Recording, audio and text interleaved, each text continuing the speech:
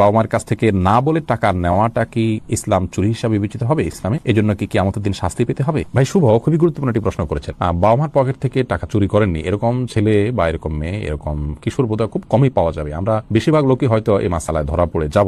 তো এক্ষেত্রে ইসলামের শরিয়ার যে মূলনীতি সেটা আমরা যদি বলতে যাই তাহলে বলতে পারি যে বুখারী মুসলিমে যে বর্ণনা করেছে যে নবী করিম সাল্লাল্লাহু আলাইহি ওয়াসাল্লামের কাছে এক ব্যক্তি এসে বলল, ইয়া রাসূলুল্লাহ, আমার ছেলে আমার যে ব্যয়ভার বহন করা তার দায়িত্ব আছে, আমার কোনো উপার্জন নাই, সেটা সে দেয় না, তাহলে সেক্ষেত্রে আমি তার সম্পদ থেকে নিতে পারি কিনা? তখন নবী আলাইহিস সালাম বলেছেন যে তুমি তোমার সন্তানের সম্পদ থেকে তোমার ব্যয়ভার বহনের জন্য যা প্রয়োজন সে তুমি নিতে পারো, তাকে না বলেও নিতে পারো। কারণ বাবা যখন বৃদ্ধ হয়ে যান, সন্তান যখন উপার্জন অক্ষম হয়ে যায়, বাবার যখন উপার্জন বন্ধ হয়ে যায়, তখন তার জন্য ব্যয় করা সন্তানের কর্তব্যের অংশ হয়। সেই হিসাবে সন্তান ব্যয় করবে তার জন্য।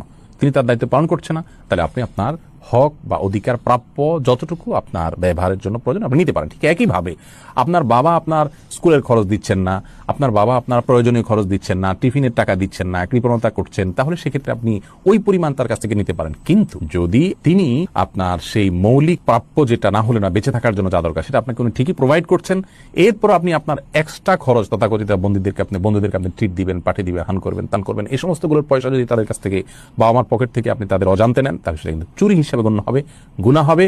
বড় হওয়ার পরে বাবা মার কাছ থেকে এটার জন্য ক্ষমা চেয়ে নিতে হবে বা তাদেরকে এগুলো দিয়ে দিতে হবে। অবশ্যই এটা আপনি যখন বুঝজ্ঞান হবে তখন, ছোটবেলায় করেছেন, প্রাপ্তবয়স্ক হন নাই, তখন তো হিসেবের খাতাই খোলেনি আপনার, অতএব সেটা